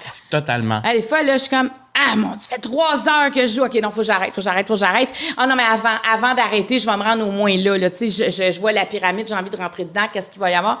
Et là, tu sais, comme au Vieux-Port de Montréal, il y avait Keops, qui était avec la réalité virtuelle. Oui. Tu sais, moi, je l'ai fait longtemps, là, mon casque de réalité virtuelle. Chez toi? Chez moi, mais oui, ça fait longtemps, là. Puis, ça, c'est sûr que j'étais allée là. Je veux voir une image de toi avec ton Moi, j'ai trippé, là, Keops, là, tu sais, parce que tu marches vraiment dans la pyramide, Écoute, c'est tellement bien fait, cette exposition-là, mais j'aime cet aspect du monde virtuel-là qui t'amène ailleurs, qui t'amène à des endroits que tu n'aurais jamais vus probablement non plus. C'est ton imaginaire, en fait, là, qui est comme concret en même temps. C'est tout ça. C'est comme quand on est allé au Japon, on est allé au vrai monde de Mario, le vrai monde de Mario Bros, puis c'était vraiment... T'arrivais là, dans cette section-là du parc, puis c'était vraiment comme si t'étais dans le jeu vidéo. Tous les bonhommes étaient la même affaire, les mêmes couleurs. On était allé au restaurant. C'était tellement réaliste. C'était vraiment J'ai spécial. J'ai commencé par ça, mon Mario Bros. Ouais, t'as trouvé ça plate rapide, puis toi, il fallait plus d'action. Ouais, ça me prenait de l'aventure. C'est ça. Fait que là, quand le nouveau Assassin's Creed sort, c'est en novembre? On perd. Fait que là, il n'y aura plus d'ouvre ton jeu pendant 3-4 semaines. Marc-Claude va gamer. En fait, je vais aller voir, je vais aller explorer, tu sais, comme d'aller voir à quoi ça ressemble. Puis je pense que je vais me garder ça pour le temps des fêtes. Quelques jours dans le temps des fêtes. Moi, ça m'excite de savoir que je vais avoir ça dans le temps des fêtes. Tu sais, que ça va être un nouvel. Mais c'est une vraie gameuse, là. Ouais. Oui, mais c'est pour ça que je fais attention à moi-même. Parce que. C'est une drogue, là, en même temps. Parce que là, tu sais, je veux dire, j'ai trop d'affaires, puis en même temps, tu te dis, je peux pas non plus. Je suis une mamie, là. Fait que je vais gérer mon gaming. Mais si je me dis, quand je vais être vieille dans un centre de personnes âgées, si je m'en vais là, c'est sûr que je vais gamer. Ben oui. Je veux dire, je vais avoir tout le temps. Puis là, je vais peut-être parler avec du monde. Tu sais, je vais me sortir de ma. Tu sais, je vais rester comme jeune, je pense, à travers. Connectée. À travers le jeu. Tout à fait. Ouais, j'aime bien ça. Wow! J'ai l'impression qu'on ne savait pas. Non, moi, c'est quelque chose que j'apprends. Écoute, on pourra jouer en ligne ensemble si vous voulez. Mais là, fait que là, si je comprends bien, quand Deux filles s'est terminé, il n'y a pas eu un moment vraiment transitoire ou de déception? Oui, c'est ça. Ben non, pas en tout, c'est ça. Fait que là, on a pensé à un jeu, puis là, on avait des couleurs. Écoute, ça s'est fait un après-midi. OK. Ah, c'est fou! Puis le deuxième après-midi, on a trouvé le nom. Parce que le premier nom qu'on a trouvé, il y avait déjà un podcast qui portait ce nom-là. Fait qu'on s'est dit, OK, on va en trouver un autre. Ouvre ton jeu avec Rémi puis Clémence Aboussoin. On a rapidement... OK, là, ça serait quoi tes cartes? Et j'étais là, j'ai reçu comme... Si c'est un livre en carton que tu mets des choses dedans, c'est des boîtes, dans le fond, en forme de livre. Hey, ça, je trouve ça super beau, ce modèle-là. OK. Et là, les cartes ressemblent à ce modèle-là. Ça fait que ça s'est fait comme ça. On est allé chez l'imprimeur parce que chaque jeu est imprimé pour chaque invité. Et là, on a fait imprimer le premier jeu. Écoute, ça s'est fait comme ça. Après ça, on a fait une banque de questions qui s'est raffinée avec le temps. Ça fait que ça a été tellement rapidement que ce qui était particulier, c'est que moi, je finissais un mercredi une émission originale de Marie-Claude. Et le lundi suivant, à 10h, donc à la même heure qu'aurait eu lieu une autre émission originale, on lançait Ouvre ton jeu. Wow! On a fait ça comme ça. C'est quoi pour toi la plus grande différence entre avoir ton propre podcast puis animer ton show à la télé? J'avais beaucoup de liberté en télé. J'ai travaillé beaucoup pour avoir la liberté. En fait, quand tu montres que tu livres ce que tu as, quand tu es capable de leader ton équipe, quand on te fait confiance. Tu sais, à un moment donné, les gens te font confiance. Fait que je trouvais que mais quand même, je pouvais pas dire, ben cette semaine, sais-tu quoi, les émissions vont durer 1h30 parce que j'avais, tu sais, il y a un cadre quand même. T'as un cadre, dans une boîte, t'as un cadre, t'as un budget qui est à respecter si tu veux montrer plus de visuels, tu sais, parce que faut comprendre pour les gens que les émissions du soir ont vraiment un beaucoup plus gros budget qu'une émission du matin. Fait que t'essaies toujours de faire des miracles. Alors que là, en podcast, je me casse pas la tête, il y en a pas de visuel. C'est l'invité qui est devant moi. Ça fait que ça. Sinon, il y a comme une petite frustration tout le temps de dire on aurait pu faire ça, on n'a pas les moyens. Tu sais, comme moi, je vois toujours ce qu'il y a de plus gros avant de voir ce qu'il y a de plus petit. Il fallait toujours que j'insiste souvent ce que j'avais envie de faire, tu sais, parce que puis c'était correct, là. C'est moi des fois qui pense trop grand. Mais avec le podcast, on dirait que il y en a pas de limite à quelque part parce que ce qui m'intéresse, c'est le contenu et ça peut durer 1h15. Ça peut durer, vous savez, on a... Et ça change. Quand on a fait de la télé, on est formaté. Ouais. Donc là, ça m'amène encore plus de liberté, ça m'amène plus d'authenticité et ça me permet de parler plus. Parce qu'à la télé, je faisais attention. Tu sais, tu as 4 invités devant toi. Est-ce que tu vas parler? Mais non, c'est ça. Tu sais, tu as 4 invités. Des fois, j'ai eu un co-animateur, puis tu veux faire une entrevue, tu veux faire un sujet de discussion, tu es un spécialiste. Mon rôle était de passer la POC. Et là, ben, je suis capable d'échanger. J'aime beaucoup cette façon de faire-là. Qu'est-ce qui dérangerait le plus dans la télé actuellement, mettons ici au Québec, là? Qu'est-ce qui... Tu sais, la télé, elle est... Moi, en fait, il y a plein de choses que j'ai envie de dire là-dessus. Mais là, on essaie de tout faire pour aller chercher des jeunes en télé.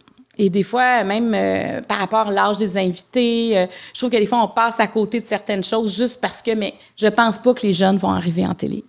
Et ça, je pense qu'il faut quand même, à un moment donné, se rendre à l'évidence comme diffuseur, comme producteur, comme moi aussi, comme productrice, que les jeunes, il faut aller les chercher autrement. Donc, si tu fais une émission de télé, mais essaie de faire un podcast qui va avec. Essaie d'avoir des réseaux sociaux qui sont dynamiques, adaptés au numérique.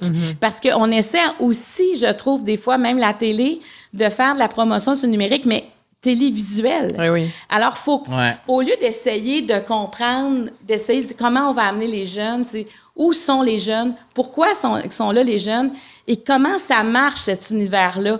Je pense pas moi je pense qu'on retourne à la télé pour tout le sport qui est en direct, pour les nouvelles qui sont en direct. Les galas aussi. Pour les galas, tu sais, les émissions à grand déploiement qu'on a envie de voir. Ouais. Mais tu sais, moi, mes séries, là, j'écoute plus ça en direct, sauf Stat. Ou Indéfendable. Des fois, là, moi, j'ai vraiment la guerre dans ma tête. Stat et Indéfendable, j'écoute les deux. T'écoutes les deux? Oui, moi, j'écoute. T'as assez de temps, assez d'énergie pour ça. Vous savez pas comment j'aime la télé, là.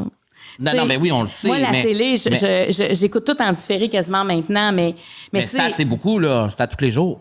Ah, mais je me couche pas si j'ai pas vu les deux, là. Ah non? Ah non. Les deux à chaque jour avant de te coucher. Ah oui, mais c'est pas de temps, là. C'est 44 minutes, tu t'additionnes les deux. C'est vrai. Moi, j'aime ça au bout. Mais en plus, c'est nos artisans, c'est oui, 100%, québécois. c'est super important. Mais tu sais, j'essayais parce que faire un choix, on dirait que ça me tentait pas de faire un choix. Je comprends. Ça me tentait pas de faire un choix. J'aime beaucoup d'acteurs qui sont dans un et dans l'autre. Et bon, des fois, je me dis, cette semaine, ça, c'était moins bon. Eux autres, tu sais, moi, je parle tout le temps. Là. Moi, j'écoute une émission de télé, je parle beaucoup. Là. Pendant l'émission? Oui. Ah, voyons, pourquoi? C'est pas vrai. Seul? Ben oui, non, ça se peut pas, ça, dans la vie. Voyons, il n'y aurait pas eu un jugement en 2 jours. Voyons, donc, tu sais, moi, je suis comme ça. Oui. Mais j'aime ma télé. J'aime vraiment. Tu sais, comme là, j'essaie de voir des séries que j'ai pas eu le temps d'écouter. Tu sais, Le Temps des framboises, là, qui était sur Illico, qui a été diffusé à TVA. Je me peux plus de ça. Paul Doucet, dans la saison 2, c'est vraiment incroyable. Faut aller voir Le Temps des framboises. Là, des fois, on trouve ça... Au début, on trouve ça un peu lent, puis à un moment donné, on accroche. Non, puis même moi, qui a été pendant longtemps à pas vraiment regarder la télé québécoise parce que je me reconnaissais pas du tout simplement, il y a récemment des séries que je regarde. Tu sais, on a reçu Sarah Maud Beauchesne récemment ici. Oui, je l'ai écouté. Tout ce qu'elle a fait, c'est incroyable. Mais d'ailleurs, comment ça s'appelle, la série? C'est un nom de famille, là, pas les Brisebois, mais elle signe une série là, présentement. Bellefleur? Oui, exact. Ben c'est ça. Mais ça nous parle, tu sais, au sens où c'est super d'actualité, c'est moderne, il y a de l'inclusion, la diversité, c'est super important. Est-ce que tu penses, Carl, que ça va aller chercher plus de jeunes? Est-ce que tu penses que les jeunes qui n'ont pas été comme... Ou faut vraiment, ils vont aller l'écouter en ligne avant? Mais ils vont l'écouter en ligne. C'est ça. C'est sûr qu'ils vont l'écouter en ligne. Fait que pour penser plus comme ça que... Mais je trouve que c'est important de quand même créer des séries... de qualité, de faire des productions originales comme ça, même si on les écoute en ligne, on les consomme quand même. Mais il faut accepter qu'on les écoute en ligne. Oui, c'est ça, il faut accepter ça. Il faut accepter, que c'est pas toujours devant la télévision, assis devant la télé. Non, parce que... Ça, je dis ça avec tout mon amour pour la télé, puis tu sais, je suis passionnée de télé, mais la réalité, c'est que même moi, aujourd'hui, prendre le temps de m'asseoir devant la télé, j'aime mieux prendre le temps quand j'ai le temps de l'écouter sur la plateforme que je veux, sur ce que je veux sur mon téléphone. Tu sais, t'es beaucoup sur ton téléphone, tu sais. Faut accepter ça, mais il faut quand même créer encore ça. Mais tu sais, comme la Star Academy va arriver à l'hiver. Moi, c'est sûr que le gala, je vais l'écouter. Moi, Révolution, je peux pas l'écouter en différé. Je veux pleurer live devant ma télé. C'est un sentiment de communauté de savoir que tout le monde est devant la télé puis on vit toutes les mêmes émotions. Avec les Jeux olympiques, il y avait ça aussi beaucoup, tu sais. Le sentiment on est tous réunis en même temps pour le même moment, tu sais. Oui, puis tu sais, on dirait que c'est le seul moment, moi, je me sens canadienne, là. C'est pendant les Olympiques, tu sais, que je dis le mot Canada, là, puis je me sens inclus dans ça, tu sais, sinon, dans ma vie, pas du tout. Mais les Olympiques, je sais... T'es touchée par Céline? T'as-tu pleuré? J'étais seule à mon chalet sur le divan, puis je braillais. T'as pleuré? Premièrement, ça faisait 4 heures que j'attendais qu'elle chante, j'imagine, comme tout le monde. Long. Puis quand Radio-Canada, tu sais, elle mettait des annonces, mais disait, c'est pas vrai qu'on va manquer Céline, là, tu sais. Et là, elle arrive à la toute fin, premier étage de la Tour Eiffel. Hey! Mais c'était un grand moment de télé, là. Oui. C'est là qu'on voit la force de la télé. Oui, c'est dans ce que ces moments-là. C'est ce que je voulais dire parce que c'était un moment qui, je pense, a marqué beaucoup de monde, puis ça va transcender les années. Moi, je trouve que ce qui touche toutes les générations, c'est l'émotion. C'est les différentes émotions qu'on vit. Tu sais, c'est pourquoi on regarde les galas en direct, parce qu'on veut de l'émotion dans un gala. Oui, il y a du talent, puis même un talent va venir nous chercher émotivement. Mais Céline, qu'est-ce qu'elle est venue chercher? C'est l'émotion. C'est l'émotion, c'est d'où elle part. Tout son background dernièrement aussi. Là, Écoute, elle aurait rien dit, puis on aurait été émotif. Oui, c'est vrai. Puis finalement, elle a livré une performance incroyable. Fait que là, on se pouvait plus, là, tu sais, devant cette... Et bien, toute la planète en parlait le lendemain. Je regardais la une de tous les magazines, de tous les journaux. Elle a marqué, tu sais, elle a marqué l'ouverture des Olympiques. C'est quand même pas banal. Non, c'est pas banal. Je vais complètement ailleurs. Vas-y. J'ai envie de parler de bonheur. C'est là. Oui. J'ai envie de parler de bonheur parce que tu m'inspires le bonheur. Tu as l'air heureuse. Oui, c'est vrai que je cherche toujours le bonheur, en fait. Puis tu sais, là, j'ai compris aussi, rapidement dans ma vie, que le bonheur, ce n'est pas c'est pas linéaire. Le bonheur, c'est par pointillés. Tu comprends? Pour moi, c'est comme ça, le bonheur. C'est quand il y a un moment, il faut le saisir, mais il faut pas se dire « ça n'a pas duré longtemps. » Non, tu l'as saisi, là, ça a duré 8 secondes et quart. Là, moi, j'ai compris ça quand j'ai eu des enfants. Tu sais, on était à la table, là, il y avait un grand moment de famille, c'était le fun. Puis j'étais c'est beau, la famille. Puis là, mettons, mon fils renversait son verre de lait. Oh, tabarouette, tu sais, c'est fini. Il n'a plus de bonheur. Il vient de scraper le souper, sa sœur est pleine de lait. Il y en a dans l'assiette, là, tu viens de gagner. Mais ce que tu as vécu avant, là, ça c'est ça qu'il faut que tu retiennes, tu sais. Fait que quand on le cherche, je pense, sur une longue période, tu sais, je pense pas que dans la vie, on peut dire « je serai heureux le reste de ma vie ». On peut dire « je serai ouverte à saisir le bonheur le reste de ma vie ». Parce que tu peux être heureux, t'apprends une mauvaise nouvelle. Ce que je trouve que moi, je porte, puis ça, je l'ai compris avec le philosophe Frédéric Lenoir, qu'un jour, j'avais reçu, puis il avait écrit un livre aussi sur la joie. Pour moi, la joie, c'était une émotion. Tu sais, je suis joyeuse. Puis il a dit non, la joie, C'est quelque chose de très profond. C'est quelque chose qui nous habite à l'intérieur. Et quand on a cette joie-là en nous, c'est beaucoup plus facile de capter ces moments de bonheur-là qui vont passer. Puis est-ce que c'est possible d'avoir de la joie en tout temps? Ou ça passe aussi? C'est-à-dire que c'est un peu comme si tu avais... OK, là, je suis sûre Frédéric m'écouterait puis il dirait « Qu'est-ce que tu dis là? » Mais je vais le dire pareil parce que je suis pas Frédéric Lenoir. Moi, j'ai l'impression... C'est un peu comme quand tu as de l'électricité. Tu l'as tout le temps, l'électricité. Tu peux décider... Des fois, la lumière est fermée, des fois, elle est tamisée, des fois, elle est complètement à son maximum. Moi, je pense que la joie, c'est quelque chose qu'on a en nous, un peu comme un courant électrique. Et il y a des moments de la vie où on dirait que la lumière est beaucoup plus éteinte. Mais quand la lumière s'allume, tout s'allume. Et quand on le porte, je pense que la lumière s'allume beaucoup plus facilement. Mais on a toute cette capacité-là de porter la joie. Et ce livre-là, qui porte sur la joie de Frédéric Lenoir, moi, m'a fait comprendre que je portais la joie. Tu sais, j'aurais jamais dit ça avant de lire le livre, mais que j'ai cette facilité-là à, quand ça va pas, à dire « OK, mais je suis capable. » C'est pas parce que vous savez, il y a des gens, des fois, qui vont culpabiliser quand ils sont dans une période plus difficile de rire, d'avoir du plaisir. C'est vrai. Ils vont dire, mais comment je peux faire ça alors que mon fils vit ça? Mais non, ça t'enlève pas la peine ou l'inquiétude que tu as pour ton enfant ou ton proche. C'est juste que toi, tu es en train de capter un moment. Éteins pas ça. Prends-le, ce moment-là. Tu vas juste être encore plus capable de l'accompagner dans ses difficultés. Alors ça, faut se déculpabiliser, d'avoir du plaisir, de rire. Même moi, en réunion, des fois, avec mes équipes, il y en a qui disent hey, « on rit donc bien. » Tu sais, quand j'étais à 2 filles, il y a eu des réunions où on pleurait, des réunions où on riait, mais qu'est-ce que ça change de rire? C'est important. Ben oui. C'est extraordinaire. Ça fait du bien. Il faut rire. Alors, je pense qu'on a un travail quand même à faire à nourrir cette joie-là, à aller vers des gens qu'on aime. Peut-être à, je ne veux pas dire éliminer, mais faire du ménage aussi dans les gens qui nous entourent. On endure beaucoup de choses. Il y a des gens qu'on tire tout le temps. Et ça c'est difficile d'allumer sa lumière avec ces gens-là. Et peut-être qu'il faut réfléchir à ça. Tu sais, je trouve que comme humain, on a quand même des responsabilités face à son bonheur aussi. On ne peut pas devenir victime de soi-même. Il y a des situations de proche aidance qui deviennent difficiles. Si tu as un enfant qui est différent, ça peut être difficile. Mais on a quand même des moments d'éclaircie. Puis il faut apprendre à les voir. Et ça, je pense qu'on a... Moi, je me suis mis responsable de mon bonheur. Y a-tu des périodes de ta vie où tu ressentais moins cette joie? Absolument. Moi, j'ai trouvé, il y a des périodes que, tu sais, accompagner ma mère là, dans la maladie, parce que là, tu contrôles rien, tu sais. Quand tu élèves un enfant, tu l'amènes à son autonomie. Quand tu accompagnes quelqu'un de malade, tu l'amènes à sa mort. C'est ça. Moi, j'étais encore émotive, mais... Puis finalement, il y avait quand même des moments de joie, mais la lumière est sombre. Mais à travers cette épreuve-là, il y avait... Parce qu'on a parlé de la mort récemment, puis à travers ça, il y a quelque chose de très puissant, de très fort, de très beau, j'imagine. Ah, mais complètement. Mais tu sais, en même temps, là, je vais parler en prochain aidante, là. C'est que tu as des rendez-vous à l'hôpital. Tu vois comment le système, des fois, il marche, comment il marche pas. Fait que tu as comme des bouts de colère aussi à travers tout ça. Arranger un horaire pour que ça fonctionne, que tu puisses accompagner quelqu'un en chimio. Moi, je l'ai fait pendant la pandémie, là.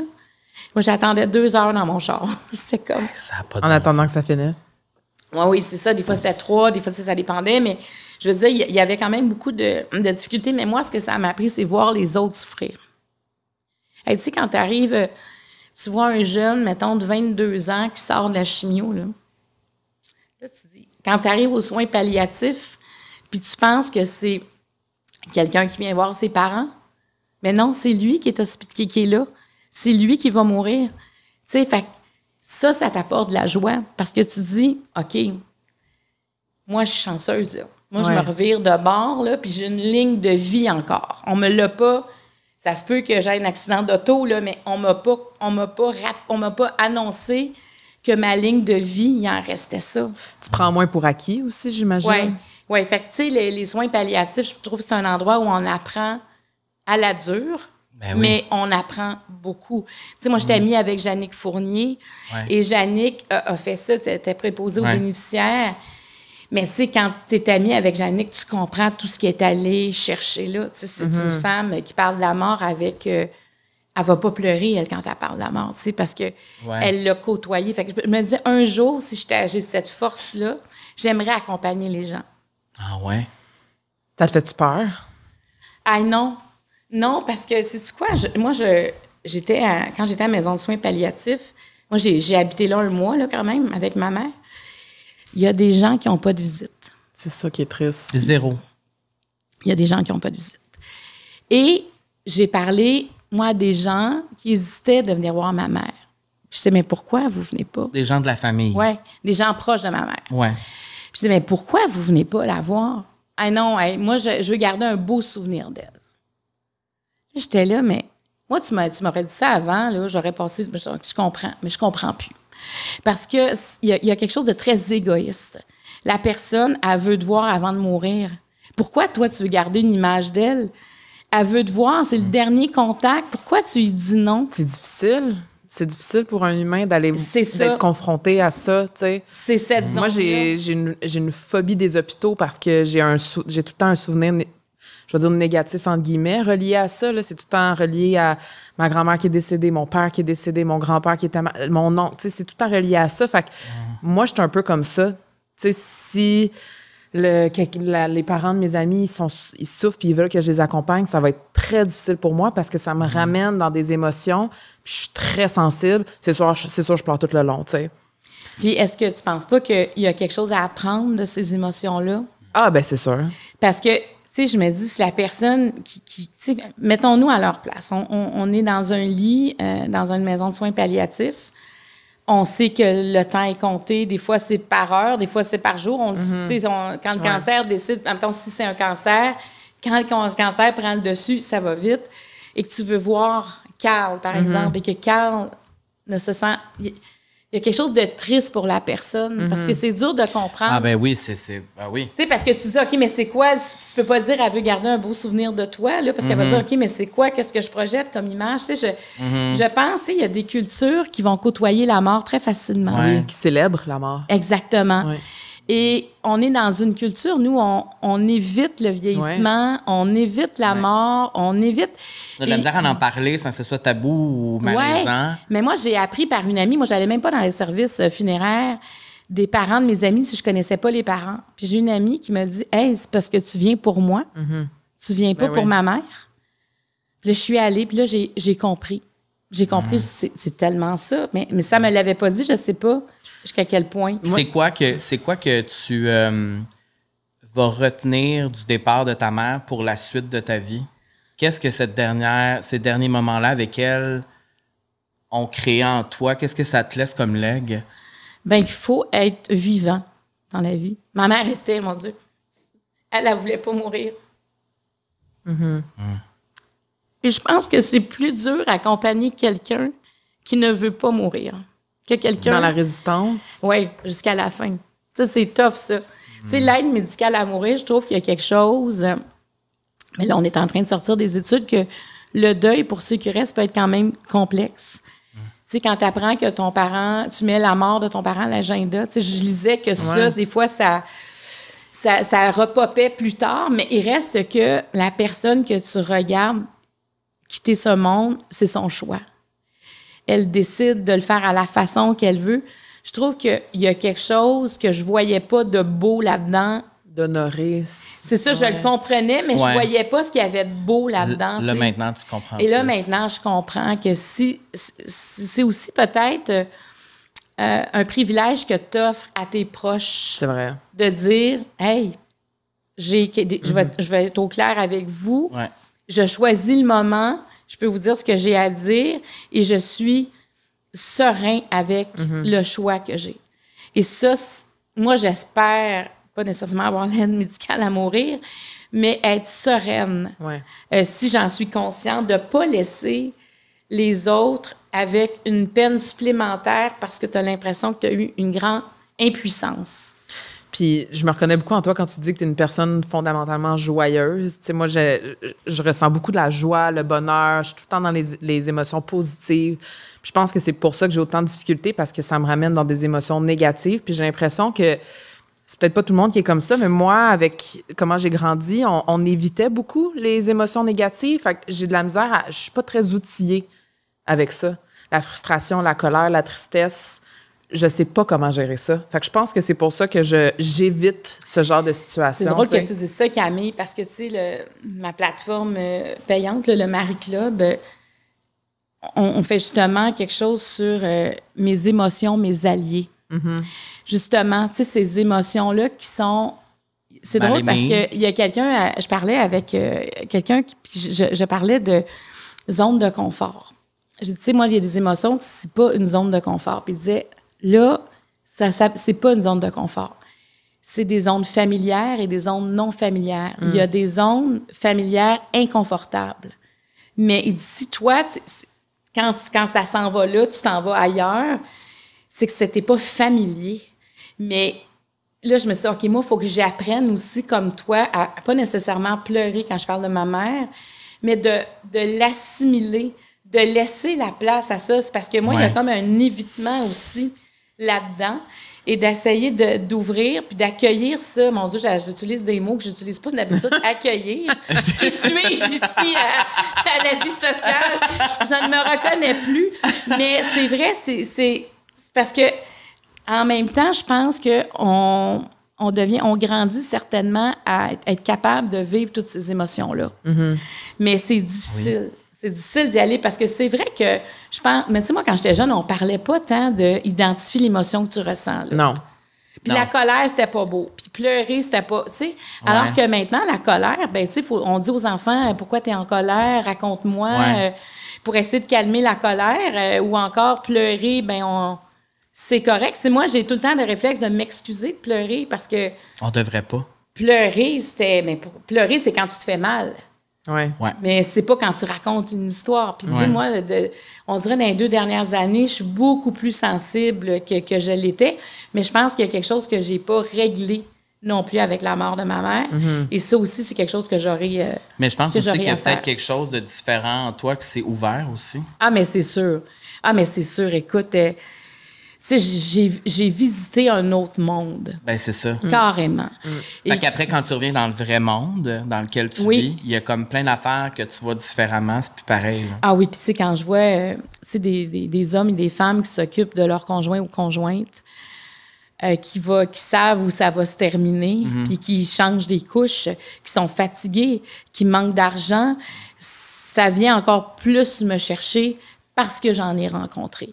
Parce que j'ai compris c'était quoi un quotidien, mais pas dans un article de journal, mais quand la personne, elle me le dit. Et là, tu sens toute une impuissance par rapport à ça, mais c'est aussi ça, la vie. Fait que la joie, elle est quand même là. Faut en être conscient. Mais il ne faut pas non plus vouloir toujours être dans cet extrême de quand ça va mal, ça va mal. Mais ça ne veut pas dire qu'on est déconnecté. Ça ne veut pas dire que il va pas se passer quelque chose après, puis on va avoir un éclat de rire. Tu sais, ça se peut aussi, ça. C'est un peu comme quand on est fru contre notre chum, mais il nous fait rire pareil. Exactement. Je continue d'être fru, mais tu me fais rire. Bon exemple. Mais c'est ça, mais c'est parce que tu as encore quelque chose. Tu sais, ça enlève pas l'amour que tu as pour la personne. Ça fait qu'il faut... moi, c'est pour ça que je pense que je suis heureuse. Parce que j'accepte que c'est pas toujours égal. Wow, quelle sagesse, Marie-Claude. je sais mais là, moi, j'ai une autre question pour toi que tu vas pouvoir m'aider. Aider plein de gens, pas juste moi. Là, tu es en couple depuis 30 ans, on pourrait dire? Mariée depuis 97, c'est bien ça? Ensemble depuis 91? Oui, c'est ça. Ça fait c'est l'année de ma naissance. 33 ans. Ouais. C'est l'année de ma naissance. Et de la mienne aussi. Ça fait longtemps. Oh my God, t'en as vécu des choses depuis ta naissance? T'as le même chum depuis que je suis née. Exactement.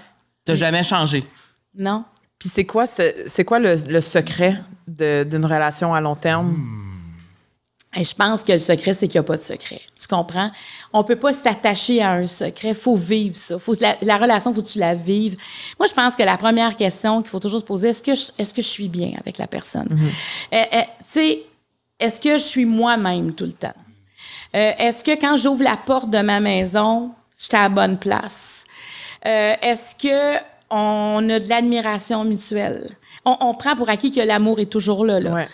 Est-ce qu'on a de l'admiration mutuelle? Est-ce qu'on se respecte dans ce qu'on fait?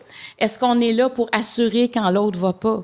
Tu sais, je pense que ça, pour moi, c'est des questions fondamentales. Et ça veut pas dire que la vie est toujours un conte de fées à chaque jour. Moi, de toute façon, j'ai jamais cherché de prince charmant. J'ai jamais cherché ça. Et pour moi, c'est une relation qui dure parce qu'on a encore beaucoup de choses en commun. Puis, tu sais, comme là, Mario a un nouveau projet, ça m'excite autant que lui. Ça faisait longtemps que j'avais pas vu Mario dynamisé, comme galvanisé quasiment par... Moi, je trouve que c'est un homme d'envergure. Et moi, j'aurais aimé ça, être son agent pour dire, non, là, ça va te prendre un plus gros projet. Ton émission de télé, ça fait plusieurs années. Là, il faut que tu ailles ailleurs. Tu sais, moi, je suis... On va ailleurs. Tu sais, mon parcours de vie, c'est ça aussi. Je vais ailleurs. Oui. Et là, finalement, il y a eu cette offre-là pour faire la radio le matin. Puis je trouve que c'est de son calibre, de son envergure. Puis je vois aussi que ça lui fait du bien. Mais c'est aussi ça, rester ensemble. C'est d'être capable de dire à l'autre, je te regarde aller. Moi, je trouve que tu as perdu ton éclat. C'est d'être honnête envers l'autre. C'est d'être honnête. Oui. Tu sais, moi, je pense que tu pourrais briller bien plus que ça. Tu pourrais apporter... Puis de pousser aussi élever l'autre. La personne. Oui, sans mettre de la pression, mais de dire, écoute, moi, je te connais, puis je t'ai vu autrement. Puis, tu sais, de le voir comme grand-papa, je trouve ça beau aussi. Parce qu'on dirait que c'est le papa que j'ai connu qui prend encore, tu sais, il prend Henri pareil comme il a pris nos 3 enfants. Tu sais, on dirait que je le revois dans le passé parce que vivre ensemble, c'est aussi une histoire dans le temps que tu construis. Tu sais, c'est ça aussi la longévité.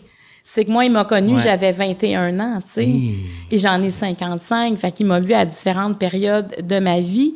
Et je dis ça, puis moi, je ne louange pas la durée, parce qu'il faut faire attention à ça, parce que j'ai vu, tu sais, comme des gens plus âgés où le divorce n'était pas une option, des gens qui ont été malheureux, qui ont fait des choses par obligation, par qu'est-ce que les autres vont penser.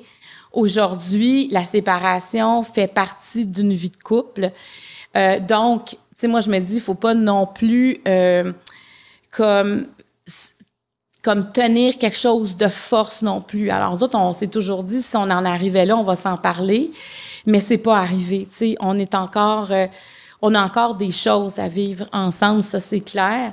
Mais moi, tu sais, Mario a compris rapidement que je devais être libre. Libre ne veut pas dire je suis pas libre on n'est pas un couple, un couple ouvert. On n'est pas un couple ouvert, c'est ça. Ouais.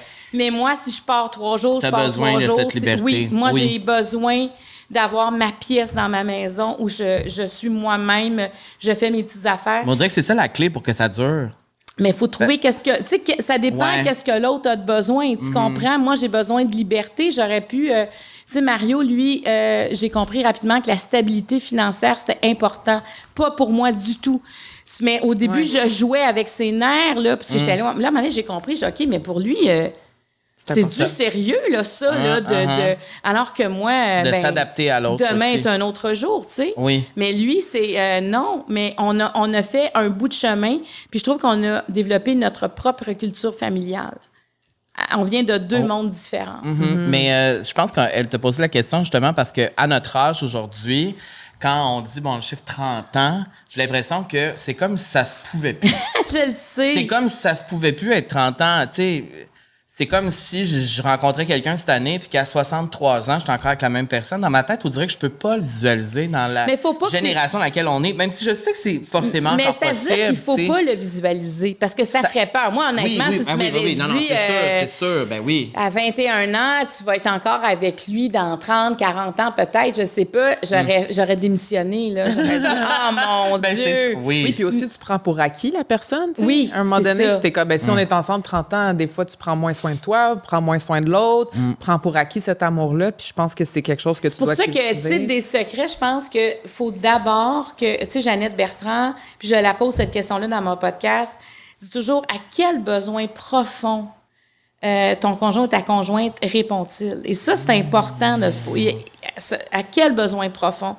Et je pense que quand ce besoin profond-là n'est plus comblé, il y a quelque chose qui se passe. Et pour moi, le secret, c'est juste de se sentir bien. La journée que chez vous, c'est plus l'endroit où tu es bien parce qu'il y a l'autre personne. Ouais, non, ça, c'est un... Toi, c'est quoi ton besoin profond que Mario répond? Regarde, c'est ouvre ton jeu, remixé. C'est me sentir libre. J'ai toujours eu besoin de ça. Et moi, quand je me sens attachée, je suis pas la meilleure version de moi-même parce que tout ce que je veux, c'est me détacher. Donc, de me sentir libre de toutes mes idées, de ce que j'ai envie de faire, d'être capable de dire je pars seule en voyage, d'être capable de dire je m'en vais souper avec quelqu'un sans qu'il se sente jamais menacé.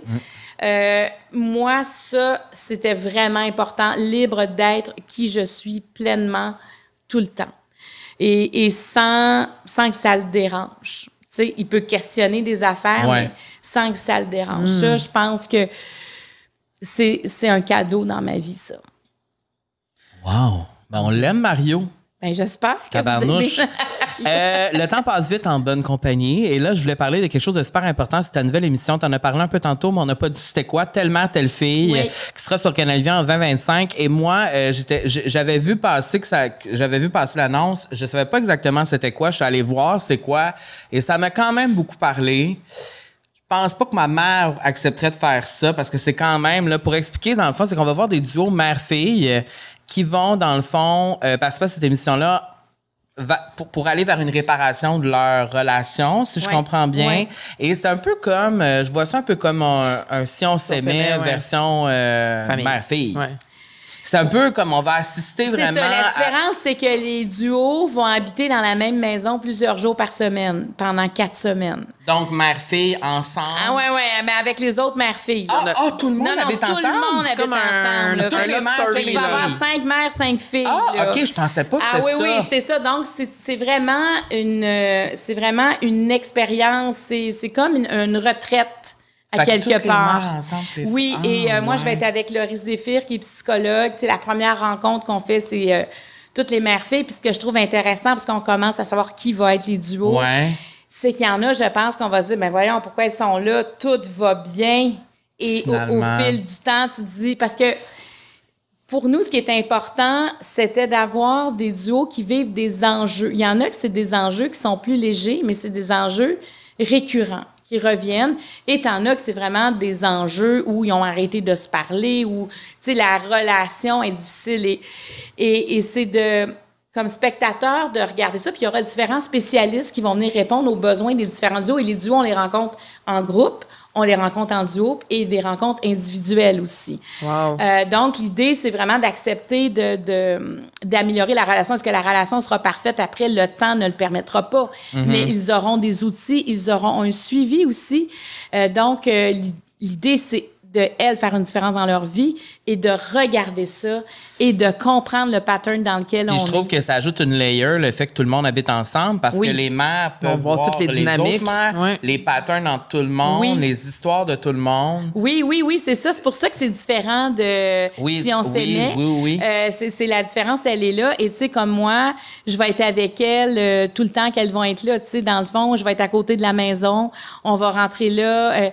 Et puis moi, mon objectif, parce que ça, c'est un format américain qui est Like Daughter, Like Mother, Like Daughter. Oui. Et dans le volet américain, il n'y a pas personne qui porte. C'est 2 psychologues mère-fille qui font tout. Il n'y a pas d'animatrice. Il n'y a pas d'animatrice. Alors là, moi, mon rôle, c'est vraiment d'entendre ce qu'elles ont à dire, d'être à quelque part leurs amis, d'être un lien de confiance. Et Laurie Zéphir, je trouve ça le fun que ce soit elle parce que je la connais bien. Et Laurie, c'est vraiment l'intervenante. Dans le groupe. Donc, 2 rôles différents. Oui.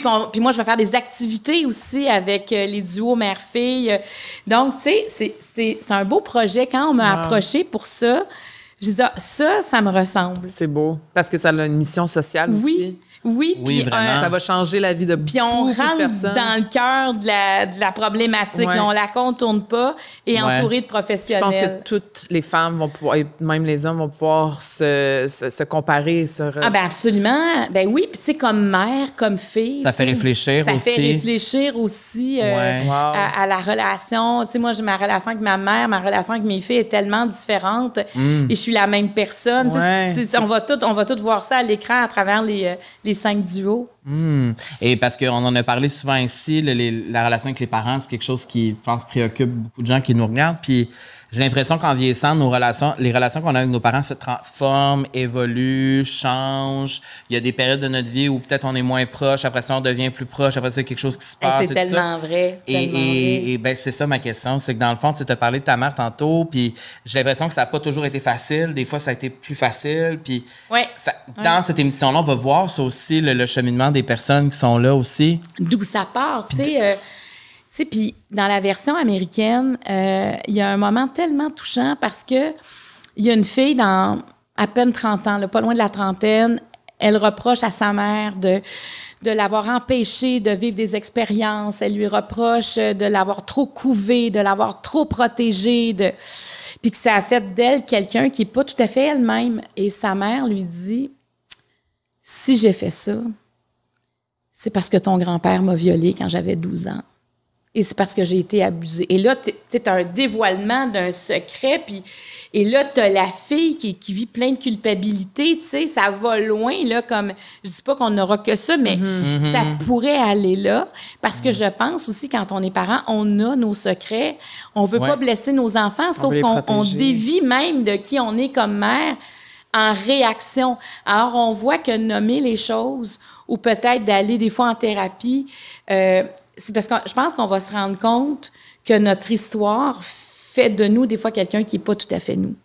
S'il n'y avait pas eu ces traumas-là dans nos vies, alors on va aller dans toutes les sphères. Et des fois, c'est des mères qui essaient d'être une bonne mère, mais qui ont un enfant. Tu sais, on n'est pas toutes pareilles non plus, les enfants. Et des fois, tu veux être une bonne mère, mais c'est quoi la définition d'une bonne mère? T'es-tu en train d'imiter quelqu'un d'autre? Ou t'essaies-tu d'être comme ta fille? C'est ça, on voit ça souvent dans les problématiques. L'espèce de symbiose, la mère, qu'on ne sait plus qui est la fille, qui est la mère. Ah ouais. C'est la fille. Il y a un moment dans la vie où ça switch aussi. Tu deviens comme l'enfant, devient un peu le parent, tu sais. C'est ça, mais si c'est comme ça à 20 ans, c'est peut-être beaucoup de responsabilité pour la fille qui devient peut-être trop responsable. Alors, on va essayer de toucher à différentes formes de duo de mères, mais il reste que les mères fusionnelles, mère-fille fusionnelles, c'est quand même ce que les psychologues nous disaient quand on les rencontrait, c'est quand même l'enjeu le plus courant qu'ils rencontrent dans leur bureau. Ah ouais. Cette fusion, que la fille elle a envie d'être elle-même. Puis c'est dur mettons, comme pour un conjoint ou pour une conjointe, de rentrer dans la vie de quelqu'un qui est déjà en fusion avec quelqu'un d'autre, qui s'appelle sa mère ou sa fille. Alors, c'est de prendre conscience de ça. Mais je trouve ça super intéressant quand tu as dit, tu sais, nous, en tant que parents, des fois, on a des secrets, on a nos secrets à nous. Puis je trouve qu'en tant qu'enfant, souvent, on manque d'empathie envers nos parents. Puis là, je parle pour moi, personnellement, dans ma vie, souvent, j'en ai voulu à ma mère, j'en ai voulu à mon père pour plein d'affaires, puis j'ai de la misère à me mettre dans leur peau puis à imaginer qu'eux aussi, c'est la première fois. Tu sais, eux, c'est la première fois qu'ils étaient parents aussi puis qu'ils vivaient cette expérience-là. Et que c'est correct aussi que nos parents aient des secrets. Oui. Tu sais, que nos parents ont un passé qu'on n'est pas au courant de tout, tu sais. C'est pour ça qu'il faut continuer à communiquer avec nos parents. Puis de dire, regarde, ça n'a peut-être pas marché, mais là, ça marche. Fait qu'on continue là-dessus. On arrête de... Quand j'avais 5 ans, quand j'avais 7 ans, tu sais... À un moment donné, je pense qu'il faut laisser aller. Ben, je trouve qu'il faut régler ça. Tu sais, je veux dire, comment tu veux vivre ton moment présent avec intensité si tu règles pas toutes ces affaires-là? Il faut que tu deviennes en paix à un moment donné. Puis, tu sais, moi, j'ai interviewé des personnes âgées. Une personne âgée, là, c'est rare que ça pleure en entrevue, même si tu parles d'un paquet d'affaires, parce qu'on dirait qu'ils ont eu le temps de regarder leur vie puis que tout ce qu'il y a eu dans leur vie prend sens. Tu sais, des fois, encore, moi, à mon âge, il y a peut-être des affaires que j'ai vécues que je comprends pas pourquoi, mais dans 10 ans, on va dire, OK, ça m'a amené là. Puis si je n'avais pas été là, je serais pas là présentement. Donc, en vieillissant, on dirait que la vie, les expériences de vie, oui, elles nous amènent à quelque part que tu dis, ah ben, C'était ça. Ouais. C'était ça, moi, ma vie, puis c'est pour ça que je suis comme ça. Et on devient en paix. Et je pense que de voir... Moi, là, quand je vois des personnes âgées en paix, je veux être ça. Ah ben oui. Parce que c'est triste de voir une personne âgée qui n'est pas en paix avec sa vie, qui ne parle pas à ses enfants, qui est seule. C'est difficile. Moi, j'ai accompagné beaucoup des aînés qui étaient isolés. Il y en a, tu comprends, qu'ils sont en partie responsables aussi d'avoir coupé des liens. Et t'en as d'autres que, bon, c'est autre chose. Mais je me dis, moi, quand je vais vieillir, il me semble que j'aimerais ça, être en paix avec toutes les sphères de ma vie. Ben, mon Dieu, ça finit bien, l'épisode. On dirait que ça a été Slay après Slay. On a vraiment été... Slay. Marie-Claude Slay. Ça devrait être ça. Ça va être ça le titre. Là, on va pouvoir voir Ouvre ton jeu sur scène les 20 et 27 octobre avec Chantal Lacroix et P.A. Méthode. Ça, c'est la première fois que tu vas faire ça. C'est la première fois. Puis, tu sais, on fait 2 scènes très différentes. On fait le club du 10-30 le 20 octobre. On le fait, c'est un dimanche après-midi à 15h. OK. Puis, j'étais contente que Chantal Lacroix accepte. Et à Québec, mais comme P.A. Méthode ne vient jamais à Montréal parce qu'il travaille à la radio de Québec. Ouais. Là, on fait vraiment Albert Rousseau, qui est une salle de 1250 places. Wow! Quand même. Oui, ça, c'est gros, là. Fait qu'on voit Moi, je veux voir après qu'est-ce que j'ai envie de... J'aurais envie de continuer ça, mais dans quel type de salle. Fait que là, c'est P.A. Méthode. La semaine passée, je l'ai rencontré, puis on a hâte de vivre ça ensemble. Qu'est-ce qu'on peut s'attendre de ces Ouvre ton jeu-là en live? Ça va être la même chose que le podcast? Bien, ça va s'assembler. Hein, c'est vraiment une captation, sauf qu'il va y avoir le niveau public. OK, c'est ça. Là, il va y avoir du monde qui va regarder. Mais dans une boîte, on va prendre les questions du public. Puis l'invité va en piger 8. Puis il va en choisir de ces 8-là. Donc, fait que le public, quand il rentre, ils vont écrire des questions. C'est ça. Okay. Donc, on rajoute vraiment le niveau public. Puis au début, c'est ça, moi, je vais plus parler là, directement au public. Et là, on pensait, est-ce qu'on fait une période de questions? Mais je pense qu'on n'aura pas le temps, puis on va s'en tenir. Parce que c'est ça va être quoi la durée? Oui, c'est ça. Parce que j'ai comme l'impression qu'avec un public... les réactions, des fois, font que ça donne un élan pour continuer. Mais je pense que le niveau public fait en sorte que le public va participer. Alors, j'ai hâte de voir. On l'avait fait une fois avec Jean-François Roberge, mais c'était dans le cadre de la semaine de la prévention du suicide. Ouais. J'avais fait chez Randolph au 10-30, puis il y avait quand même peut-être une centaine de personnes. Ce que moi, j'avais trouvé particulier, c'est quand lui a raconté quelque chose de très émouvant, j'entendais les gens pleurer. Et c'est sûr que ça change l'atmosphère. Tu sais, quand t'entends le monde renifler, là. Oui. Alors, pour ça, j'ai hâte de le vivre. C'est le fun aussi de transposer ça autrement. Ouvre ton jeu. Donc, c'est une belle opportunité. Donc, on commence avec 2 dates et après, on verra. Wow! Mon Dieu, c'est excitant. On peut aussi te rejoindre sur la plateforme numérique Marie-Club via le marieclaude.com. Et on peut continuer de te suivre sur les réseaux sociaux. On peut voir chaque semaine des nouveaux épisodes d'Ouvre ton jeu. Exact. Eh bien, merci de m'avoir reçu. Merci à toi. On a visité plusieurs émotions ici aujourd'hui. La joie, la tristesse. Il y a eu de l'émotion. J'ai même eu la petite larme à l'œil, moi aussi. Ben, merci de m'avoir permis ça. Ta petite larme m'a amené une petite larme. Tu vois, maintenant, je dis merci de m'avoir permis ça parce qu'il faut... Moi, j'ai des exercices à faire pour développer cette zone-là. Dans le fond, on pourrait s'en parler. Oui, on s'en parlera. On va développer cette zone-là d'accompagnement dans la mort. Mais moi, j'ai envie de dire juste comme ça, ayez du fun dans la vie. Tu sais, on ne sait pas ce qui nous pend au bout du nez. Puis, je pense d'avoir une vie satisfaisante, ça part par la joie, les moments de bonheur, être bien entouré et être aimé et aimé.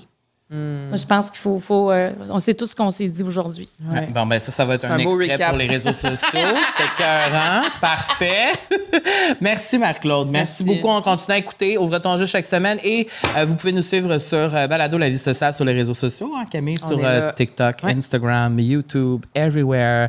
On est là. Et vous pouvez rejoindre le Club social aussi. Oui, qui est sur Instagram, complètement gratuit. On dévoile parfois nos invités 24 heures à l'avance. Peut-être que vous avez appris Marc-Claude avant tout le monde, si vous faites partie du Club social. Donc, on vous invite à nous rejoindre là. Et sur ce, je te souhaite une belle semaine encore une fois, Camille. Ça fait un plaisir.